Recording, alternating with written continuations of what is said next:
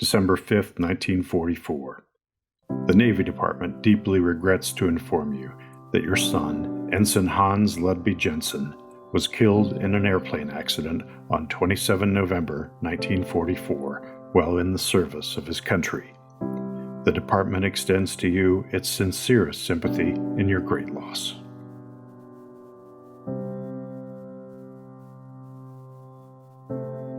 Ensign Jensen's mother and stepfather received the tragic news of their son Junior's death by telegram just weeks after he displayed extraordinary heroism in the historic Battle of Leyte Gulf. Considered one of World War II's most decisive air and sea battles and the largest naval battle in history, this pivotal campaign crippled the Japanese combined fleet in the Pacific, permitting the U.S. invasion of the Philippines and reinforcing the Allies' control of the region. In the wake of the battle, Ensign Jensen was recognized by the U.S. Navy Department as the first American pilot to spot the Japanese Central Force at Leyte Gulf.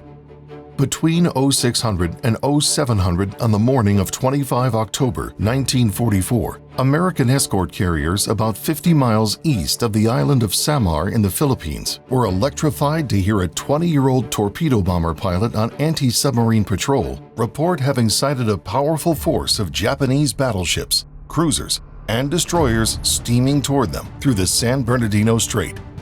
But this was not where the Japanese were supposed to be at all, and the young pilot's report was initially challenged. Ensign Jensen, aware of imminent danger, desperately tried to convince the American escorts that he was indeed seeing enemy Japanese warships, later identified as Vice Admiral Takeo Kurita's Setter Force. Watching helplessly as the enemy closed in, Ensign Jensen unhesitatingly risked his life to strike fiercely, bravely launching a lone, unsupported attack in his TBM Avenger torpedo bomber on the nearest Japanese cruiser with the only weapons he had, 3 depth bombs. Under heavy fire, Jensen dropped his bombs on a Mogami-class cruiser. Jens took us back into cloud cover and broke radio silence to notify the ships of what we'd discovered. He then decided to make a run on one of the Japanese ships, although we only had depth charges to release. Down we went on our run and dropped it on one of the bigger ships. As we passed over it, I could see their crewmen running around the deck in panic, with our plane being shot at by the AA gunners and me strafing them with the .30 caliber, probably also in panic, and Ken Soder firing his .50 caliber ball turret gun. Soon we were back in cloud cover, having escaped unhurt by their firepower. By this time, Japanese shells were dropping around our group of ships, so we were not allowed to land on the Kadashan Bay or any carrier.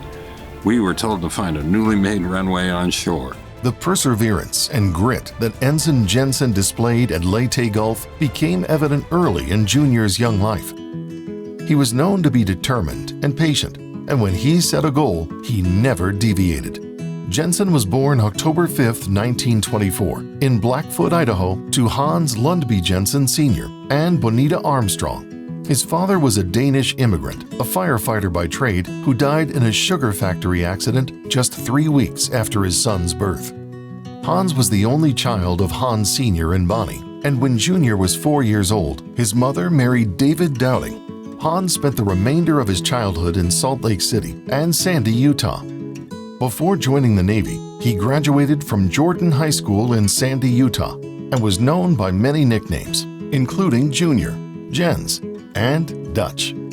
After graduating a year early, Hans was determined to serve his country.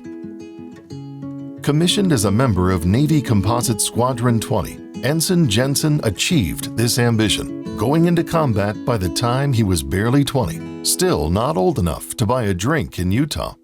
6 days before he died, the young hero reached out to his parents in a letter to share an account of his combat experience.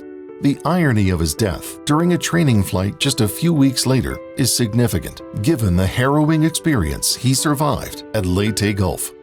Dear folks, I can now tell you more about our recent operations. We were part of the fleet covering the landings on Leyte and Samar Islands, and took a great part in the rout of the Japanese fleet on October 24th and 25th. On the 24th, we were operating off the east coast of Samar, in the vicinity of the strait which gives entrance to Leyte Gulf. At dawn on the 25th, we launched our regular flights, and and it was myself, a few minutes later, that sighted and sent the word that the enemy was present. It didn't take long for the whole ship to find out that here, at last, was the real thing. In just a few minutes, we learned that they were closing in on us. There wasn't much we could do except make ourselves scarce as expeditiously as possible. Meanwhile, we had launched quite a few aircraft armed to the teeth with orders to attack. The enemy started firing at us. Before long, our planes made their runs. They must have been pretty effective, because quite suddenly the enemy began to retire to the northwest. We then became the pursuer, and the rest of the day we kept our planes working on the Japanese. We did a wonderful job. And don't worry if you don't hear from me for a while. Love, Dutch.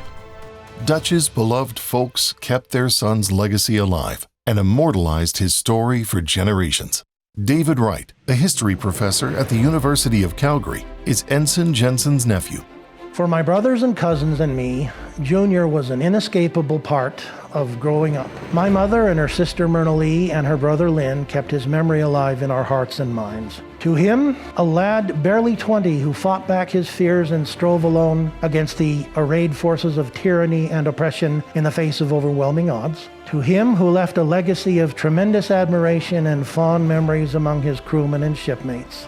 To him I say, with the affection of a nephew, the awe of a historian, and the gratitude of an American. Well done, sir.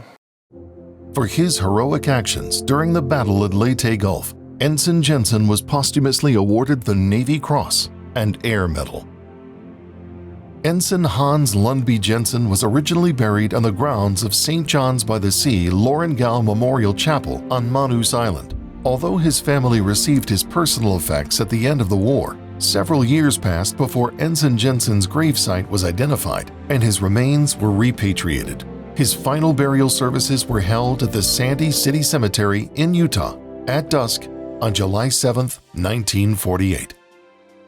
Stout-hearted and indomitable, Ensign Jensen fought a gallant battle in the face of overwhelming odds, and his superb airmanship, relentlessly aggressive tactics, and great personal valor throughout the critical emergency upheld the highest traditions of the United States Naval Service.